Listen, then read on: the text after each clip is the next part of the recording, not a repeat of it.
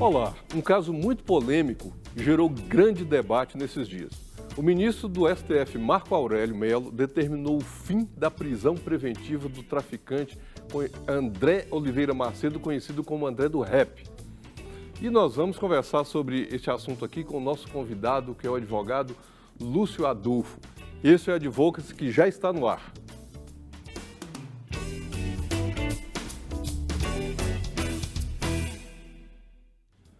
O debate sobre a prisão preventiva do traficante André Oliveira Macedo, o André do Rap, como é conhecido, tomou grande proporção nos últimos dias. O ministro do STF, Marco Aurélio Mello, assinou no dia 1º de outubro de 2020 uma decisão afirmando que André do Rap, que estava preso desde setembro de 2019, deveria ser posto em liberdade, considerando que estava preso sem uma condenação definitiva e sem que o caso fosse reavaliado. Condição possibilitada pelo pacote anticrime, a lei sancionada pelo presidente Jair Bolsonaro em janeiro, agora de 2020. Segundo a lei, decretada a prisão preventiva, deverá o órgão emissor da decisão revisar a necessidade da sua manutenção a cada 90 dias, mediante decisão fundamentada de ofício, sob pena de tornar a prisão ilegal. Após a decisão ser tomada e o traficante ser solto no sábado, dia 10, o presidente do STF, Luiz Fux, suspendeu a decisão de Marco Aurélio Mello e determinou a prisão imediata do traficante, que até então se encontra foragido. Ora, para falar sobre o assunto, eu recebo o advogado criminalista, presidente da comissão da OAB e escritor de diversos livros, doutor Lúcio Adolfo.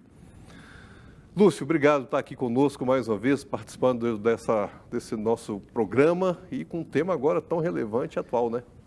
Realmente, primeiro é um prazer renovado, primeiro poder atender seu convite e abraçar esse espaço onde nós podemos tratar dessas questões que são sérias, importantes e com tanta repercussão. Nada mais justo que se faça num programa, num momento em que se repercuta o assunto. E esse aqui é o seu espaço. Obrigado, Lúcio. É um prazer. Foi assim rápido, porque também a matéria, o assunto aqui está tão quente na mídia, mas eu queria te perguntar, começar a nossa conversa, te perguntando o seguinte: o que é prisão preventiva? Só para a gente facilitar, tem prisão definitiva, prisão preventiva. Que modalidade de prisão que tem no direito brasileiro? Bom, na realidade é o seguinte, o Brasil adotou um tipo de legislação que ela tem 3 tipos de prisão na esfera penal. A prisão preventiva, que o próprio nome explica, ela tem um caráter preventivo, de prevenir algumas circunstâncias desfavoráveis ao convívio social. Por exemplo, para garantir uma investigação, a instrução criminal, a investigação dentro do aspecto judicial. Também para garantir a estabilidade da ordem pública e garantir que a pessoa, caso seja condenada, evite foragir-se da aplicação da lei. Então, é o artigo 312 que fala que a prisão preventiva tem como justificativa a garantia da ordem pública, né, evitar o risco à ordem pública, a instrução criminal e a garantia da aplicação da lei. Existe uma outra prisão, que é a prisão temporária, de cunho investigativo, que é mais por parte da autoridade policial, falando assim de uma forma mais leiga possível. Essas são as prisões. Recentemente, eu até estive aqui no seu programa discutindo isso outra vez, tentou-se estabelecer um novo instante de prisão, uma espécie de prisão antecipada, quando a pessoa havia sido condenada em primeira instância, uma confirmação dessa prisão em segunda instância, e nós chamávamos aquilo de prisão em segunda instância. Certo é que a prisão preventiva tem exatamente essa coisa, garantir a ordem pública enquanto a pessoa responde uma ação penal, porque, de uma forma geral, por forma constitucional, pelo que a lei garante, a pessoa só deveria ser presa para iniciar o cumprimento da pena no instante que tivesse cessado toda a possibilidade de recurso. Então, se ele pudesse recorrer até o Supremo, enquanto não tivesse uma decisão final do Judiciário, ele deveria permanecer em liberdade, se ele não oferecesse risco à ordem pública, se ele não colocasse em risco a instrução o levantamento da prova e, finalmente, se ele não oferecesse indícios de que ele poderia furtar-se à aplicação da lei. Isso são basicamente as questões da prisão preventiva. Agora, nesse caso, assim, que está na tela aí para todo mundo, qual que é a diferença? Porque, deixa eu voltar aqui um pouco para falar que teve uma alteração no Código de Processo Penal e, basicamente, aliás, mais especificamente no artigo 316, que a gente vai até citá-lo aqui, a partir do pacote anticrime do governo ano passado, que foi uma proposta do ex-ministro Sérgio Moro, e houve uma alteração. Então, essa polêmica toda está sendo gerada não é por causa especificamente da prisão preventiva, né? Eu vou aproveitar o espaço do seu programa para fazer algumas correções. Correções não suas, que você foi muito adequado, enfocou com muita objetividade. Mas a questão é a seguinte, não tem nada a ver com Bolsonaro, nem com o Sérgio Moro.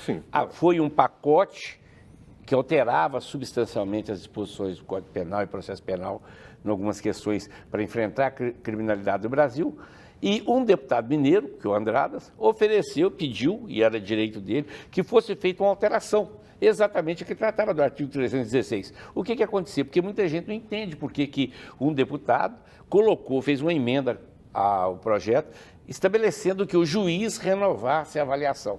Eu vou explicar isso em linhas pequenas. O que acontece? O cidadão, vamos dar o exemplo do André Rappi.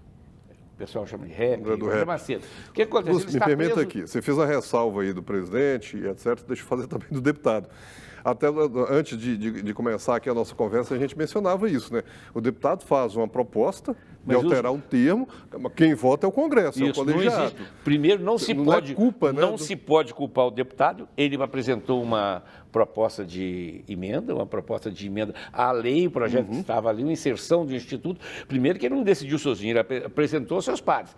Os seus pares são aquilo que nós votamos, deputados que formam o Congresso Nacional junto com o Senado. Então, primeiro que a culpa, e se fosse mérito também, não seria só dele. Não, eu acho interessante falar isso, Lúcio, porque às vezes fica aparecendo assim, aconteceu isso, a culpa é de alguém, é de alguém. A norma é geral, não foi pensando num caso. Não foi pensando num caso e nem foi um deputado, até um deputado que merece respeito. Né? E ele apresentou a proposta e os outros votaram com ele, pensando como ele. E também não é culpa do presidente. O presidente recebe pronto uma lei que ele pode vetar. Mas se ele vetar, o tribunal pode roubar o veto. Então vamos parar com essa transferência de responsabilidade indevida. Mas por que ele apresentou isso? Porque ninguém quer olhar a questão sintomática do direito processual penal. O cidadão está preso desde setembro de 2019, aguardando julgamento. Não tem um julgamento finalizado. A culpa não é dele. Aí vem uma lei que altera substancialmente, tornando obrigatório. É isso que precisa ver. O artigo 316 começa no caput assim: o juiz poderá, significa um critério do juiz. Mas no parágrafo segundo, no parágrafo único, ele fala assim: o juiz deverá, ou seja, é obrigação, é dever do juiz reavaliar, reanalisar as questões da prisão que foram decretadas anteriormente. Por que isso hoje, James? É muito simples. Um cidadão é preso hoje. Daqui a um ano, pode ser que os motivos que orientaram o juiz a decretar a prisão já não existam mais e peçam a reavaliação para que o juiz veja se aquelas circunstâncias que orientaram o decreto de prisão ainda permanecem, ainda subsistam. E tornou obrigatório. O que eu acho interessante na discussão de hoje é que ninguém olha que há uma obrigação. E quando há um descumprimento da obrigação, há uma omissão. Se o juiz não olhou, não revisou no prazo que a lei determina a questão do decreto, certamente a responsabilidade é dele, não é do preso. E nem é do advogado, e nem é do ministro. O ministro está lá sentado na sua... Eu vou fazer a defesa do Marco Aurélio aqui, mas eu entendo os dois lados das questões. O que acontece? O ministro está lá, recebe o advogado dizendo, olha, a lei determina, a lei manda, a lei não exige. Hoje eu vi até um voto muito bem elaborado, o presidente do Supremo do Fux, em que ele fala que é preciso ter respeito às determinações do STF, do STJ, dos tribunais locais, do juiz. Mas eu não ouvi ele falar que é preciso que haja respeito à lei. A lei é que é a grande orientadora. Aliás, Lúcio, me permita que só fazer uma leitura do artigo 316, que esse artigo foi uma redação dada na lei de 2019, que é a lei desse pacote anticrime, como a gente comumente está chamando, né? Diz o seguinte... Lembrando aí dos dois verbos que você mencionou. O juiz poderá, de ofício ou a pedido das partes, revogar a prisão preventiva no correr da investigação ou do processo. Perfeito. Verificar a falta de motivo para que ela subsista, bem como novamente decretá-la, se sobrevierem razões que a justifiquem. Quer dizer, mesmo que revogue, ele pode decretar novamente. Ele pode. E o parágrafo único. Decretada a prisão preventiva, deverá o órgão emissor da decisão revisar a necessidade da sua manutenção a cada 90 dias. mediante decisão fundamentada, de ofício, sob pena de tornar a prisão ilegal. O pode, o do poderá, é discricionário. O juiz pode. É discrição dele, ele pode olhar. Agora, o deve é dever. Ele não depende mais dele. A lei determina que de 90 em 90 dias ele faça uma revisão. Dura lex sed lex. Essa é a lei. Se ele não fez isso, ele foi omisso. Aí o advogado que defende o interesse do cara que está preso há um ano, que ninguém quer olhar isso, com o Estado que estabeleceu o preço, princípio da razoabilidade. Razoável é a lei, James.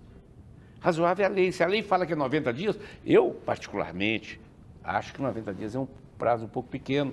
Acho que o prazo poderia ser estendido para ser dividido. Mas é a lei que manda, não sou eu. Até por causa do volume de serviço Agora, judiciário. O Marco Aurélio, o ministro Marco Aurélio, eu rendo minhas homenagens, um homem corajoso. Ele falou assim, o que a lei fala? Isso, obedeça a lei. Agora eu fico olhando, por exemplo, o Alexandre Moraes. A posição dele é contra. E fica analisando merda da questão. O que eu vi, o que eu vejo é que alguns ministros supremos analisando uma coisa que não pode analisar. Ninguém pode analisar se o André Macedo, o rap, se ele é culpado, se ele é inocente. Alguém está falando em periculosidade. Eu vi o voto, eu estou com o voto aqui, posso te mostrar. É o nível de periculosidade. Quem é que avaliou essa periculosidade?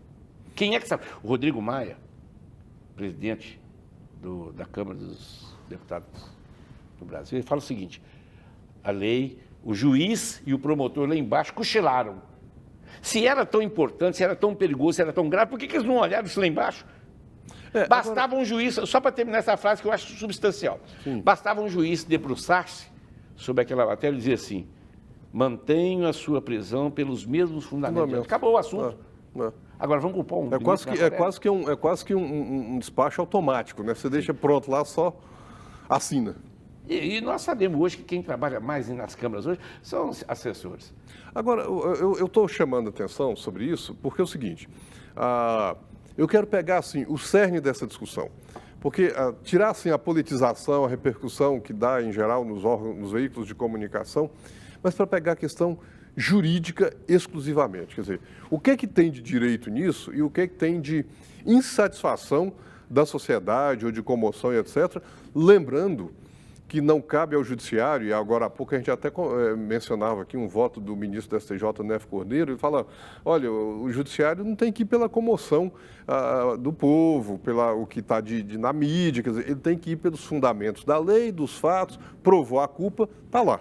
Quer dizer, não dá para ir porque está todo mundo reclamando, claro, tem a repercussão, tem a influência, mas isso não pode ser os fundamentos da lei. Mas eu quero voltar, Lúcio, nós vamos fazer aqui parar a nossa conversa um pouquinho, mas eu quero voltar aqui exatamente assim. O que é na lei que mudou, que foi tão substancial, e o que tem disso que é ruim ou que é bom, se é que nós podemos falar dessa forma, tanto para a pessoa, digamos, que responde ao processo penal, como para a sociedade. Se você tiver dúvidas e quiser conversar conosco, fazer sugestão de temas, envie a sua mensagem para o nosso WhatsApp, que é o 31 98959 7615. Lúcio, eu terminei o bloco anterior, que eu queria assim, focar exatamente, falamos aqui rapidamente da lei, do 316 do Código de Processo Penal, mas eu queria falar agora do HC. Na verdade, o HC não está discutindo a prisão ou não do paciente lá do HC, está discutindo a omissão, digamos, do juiz em ter analisado ou revisado no prazo de 90 dias a decisão, correto? Perfeito. Então, foca aí o HC. Veja bem, você é um homem de comunicação. O que acontece? Nós estamos confundindo no Brasil alguns princípios básicos. O que é opinião pública? E, na realidade, isso é opinião, é uma questão política, do próprio STF. Porque você veja bem, a prisão aconteceu, ninguém falou nada, não saiu uma linha na imprensa. A prisão do André de Rep.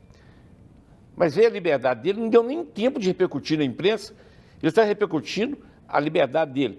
E logo em seguida nós tivemos uma prisão. Nós estamos vendo que não se trata de questão de opinião pública, nós estamos falando de opinião de imprensa.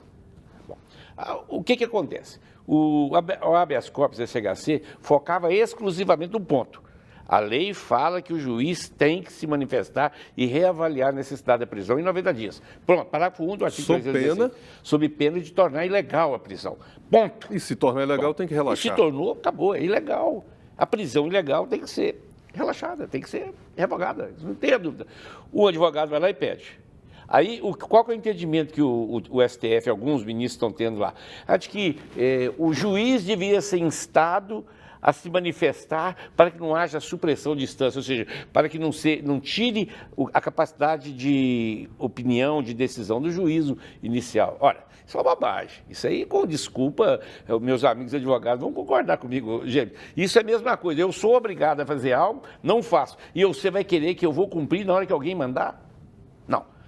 Era a hora de chamar esse juiz e esses promotores que não agiram de ofício para renovar a prisão, para reavaliar a prisão, chamasse ele para pagar. O que nós estamos fazendo é proteger a omissão de magistrados.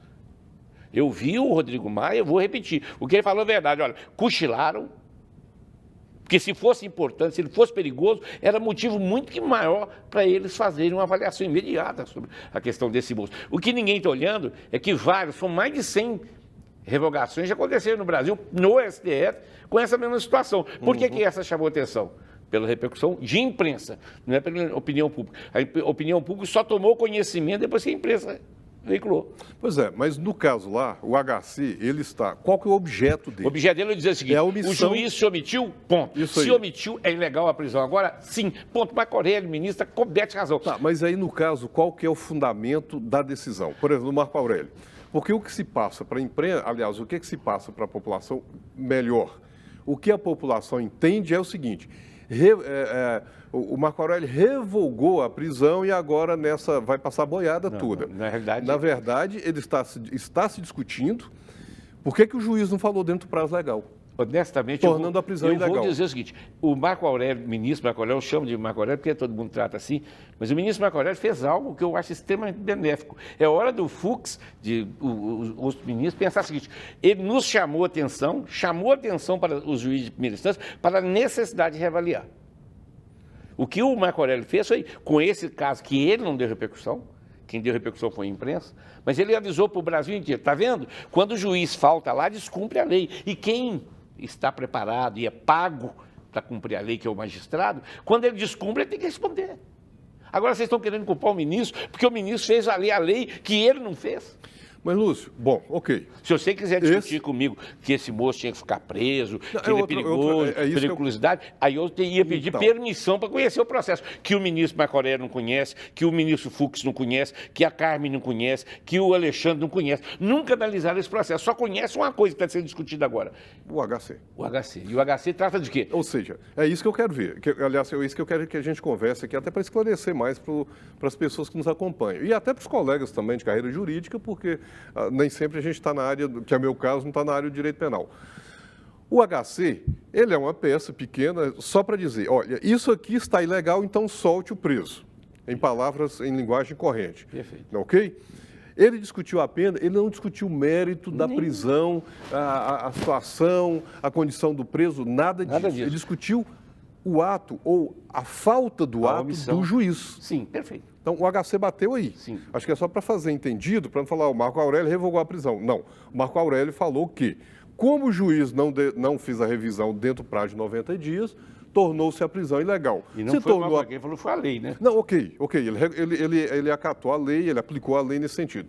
E aí, nesse caso, quando o ministro falou isso, automaticamente a prisão tem que ser revogada, porque ela está ilegal. Sim. É isso aí. Perfeito. Mas eu não conseguiria falar melhor. Mas tem aspecto que o pessoal precisa ver. Veja bem, criou-se uma obrigação legal, por força do artigo 316, alterado pela lei do pacote anticrime, mas ninguém quer saber por que será que veio esse pacote. Alguém acha que o Bolsonaro, Sérgio Moro, o Congresso fez isso para ajudar bandido, a criminalidade? Não teve nada disso, não.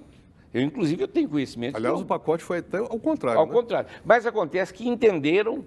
E quem fez isso foi um deputado que sugeriu, que ele não decidiu, ele foi colocado em votação pelo Congresso, porque ele sugeriu o seguinte, gente, se nós não podemos deixar ninguém preso indefinidamente, sim, porque muitas vezes a pessoa é presa para garantia da instrução. A instrução acaba e o cara continua preso. Então, o que ele quis dizer é o seguinte, chama a responsabilidade do Estado para cumprimento dos prazos que a lei determina, porque a gente estava gravando. Eu tive um caso recente, aquele goleiro Bruno, que ele ficou 4 anos aguardando o julgamento de um recurso. Eu fui ao STF, a STF soltou. Agora, pensa com calma. Se a lei não cumpre prazo, se o juiz não cumpre a obrigação, o que você tem que fazer?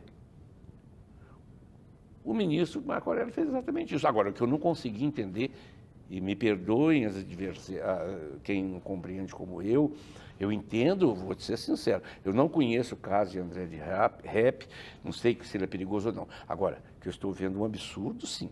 Veja bem, nós vamos prender o cara pela periculosidade. Quem é que fala que pode garantir que ele é perigoso? Quem é que conhece o processo? Fux não conhece, o STF não conhece o processo. Ele não pode avaliar a partir daí. Não, ok, só para esclarecer também, porque assim, no caso de um habeas corpus, qualquer pessoa pode impetrar um habeas corpus, não precisa ser um advogado, assim, não vai o processo todo, né? Sim. Você vai discutir um ponto específico. A prova ali. daquele ponto específico. Exatamente, que não está discutindo mérito, mas eu quero fazer uma mérito, defesa de alguns provas, ministros, como o Fachin, outros ministros, eles estão tão de forma preocupados com a garantia da ordem pública, e eu faço essa defesa aqui porque eles são cidadãos e eles estão preocupados. E aí passa, além de ser juiz, naquela crítica que o Schietti fez, o Rogério Schietti, ministro superior, quando ele fala, por mais absurdo que seja, nós não somos juízes da conformidade social, nós não somos juízes do acatamento da questão de imprensa e de escândalos, nós somos juízes da legalidade. Legalidade é lei. Quem discute, no caso do homicídio, é o tribunal do júri. Quem discute nas questões de tráfico, de tóxico, qualquer coisa, é o juiz singular. Mérito fica até na segunda instância. Agora, se nós não passarmos a acreditar que a lei precisa ser atendida e que o STF pode criar a lei, entender a lei, eu entendo, eu vi... Mas, Lúcio, nós não temos um problema um problema não vou dizer problema, mas uma questão de fundo, que é de o Brasil ter, e sobretudo mais recentemente, tem uma característica no direito penal, particularmente, chamada mais garantista, ou seja, que se garanta mais direitos. Eu estou falando, se a gente olhar sobre esse aspecto, a decisão do ministro Marco Melo. Garanta-se o direito, e aí a inserção desse artigo 316, com essa redação de revisão a cada 90, e se não acontecer, torna-se ilegal. Mas, na realidade, não é uma garantia, assim, não, mas do, não é do cidadão? Esse equívoco existe. Não, mas olha só. Garantismo, garantista, é no garantismo sentido assim, de lei, de legalidade. Não, exatamente, mas eu estou falando assim, a motivação não seria de ser garantista no sentido de que, olha, para não ficar algo autoritário, um Estado autoritário, etc., há que se assegurar no direito, o cumprimento da lei. mesmo que o cara seja um ladrão de galinha ou um traficante perigoso. Dura lex ad lex. A lei é Exatamente. dura, mas é lei. Essa é a questão. O que acontece? Se nós deixarmos o que está pouco a pouco crescendo cada vez mais, o STF está fazendo lei. Eu escrevi recente um livro, na terceira edição, chama o Judiciário Legiferante. O Judiciário está fazendo lei. O Congresso faz uma lei e fala assim, ó, de 90 dias o juiz deve, é obrigação, rever sob pena de ilegalidade. Acabou, não precisa gostar, tem que cumprir. Agora, o Fachin, o Alexandre, o Marco Aurélio, o Celso Carmen Lúcia, a Rosa Weber, o Barroso, quem quiser mudar a lei, vai votar. Está chegando o dia de votar. Muda lá o legislativo, mas quem faz lei é o legislativo. Nós temos outros casos, inclusive na área do direito penal, de equiparação. O STF tem por obrigação a garantia, o reconhecimento e cumprimento da Constituição Federal. A Constituição, hoje eu estou vendo o Supremo decidir se ministro nomeado pelo presidente, bloquear, arrancar, tomar telefone de presidente, impedir nomeação de ministro.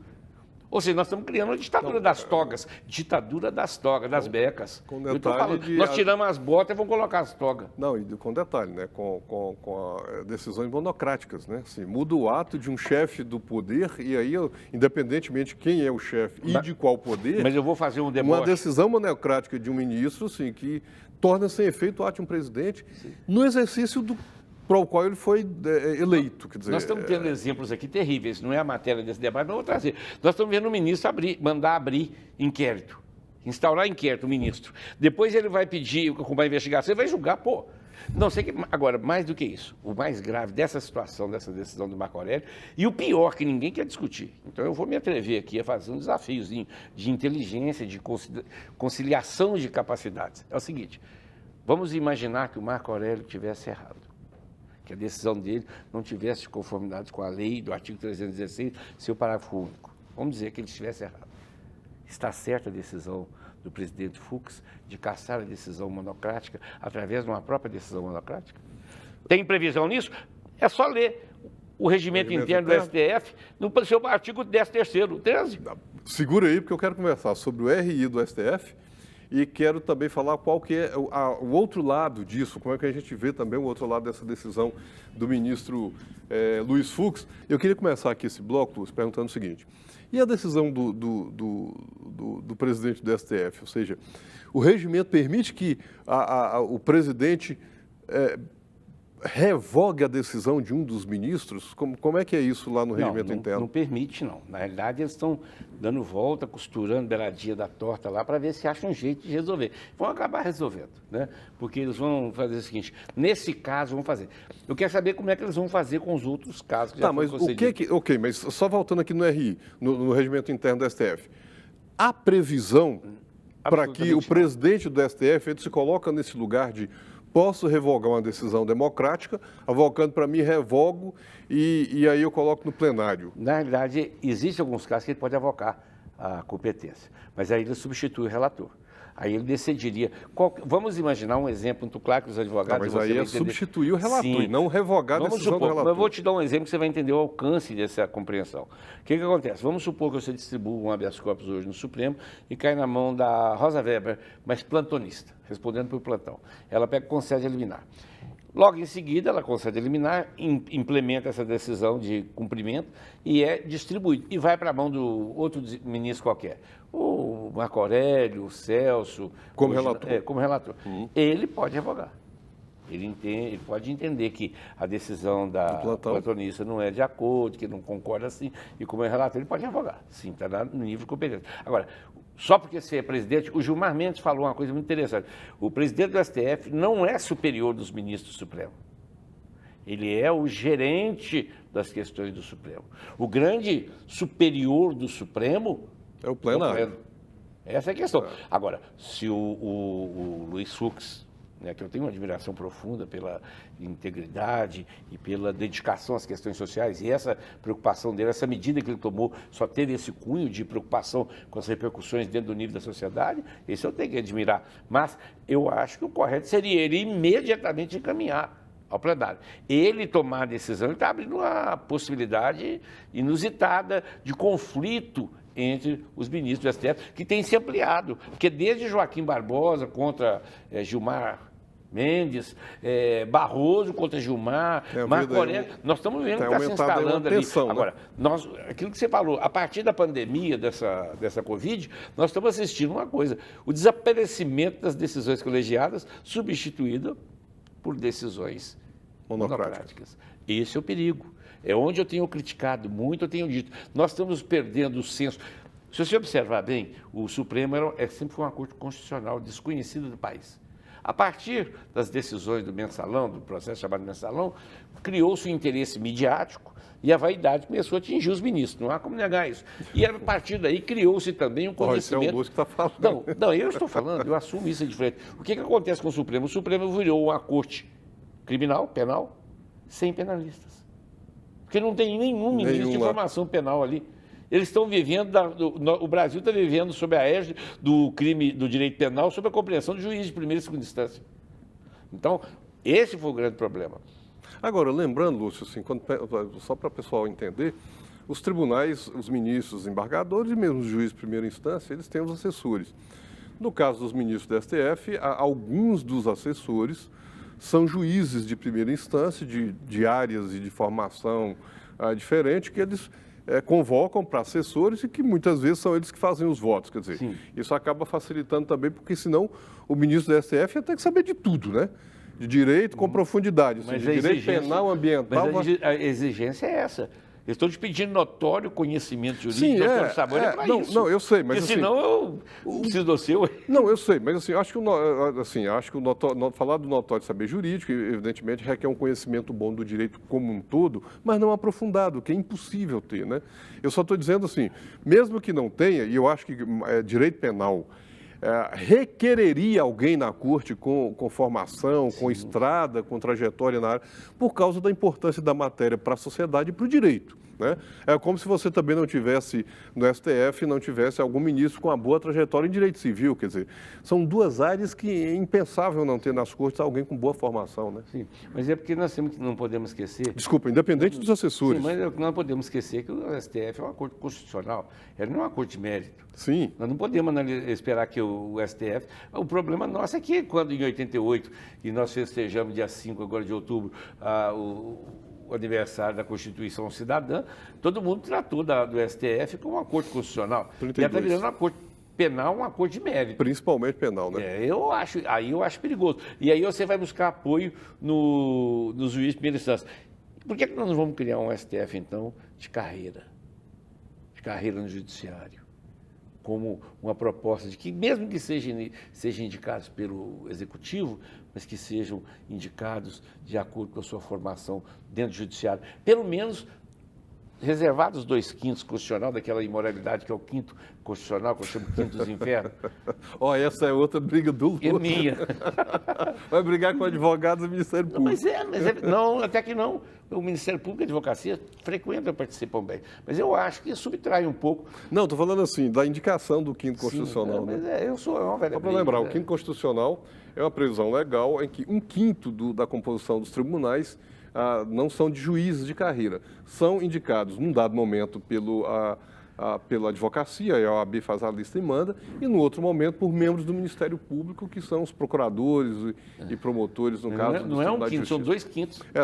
Porque é 1/5 para cada um, né? É, Mas eu queria dizer o seguinte, o que eu estou assistindo nesse momento grave... que é previsto em Constituição, né? O que eu estou assistindo nesse momento grave, em que o Marco Aurélio faz essa decisão de... ele não revogou a prisão, ele reconheceu a ilegalidade da prisão em face de uma omissão do juiz.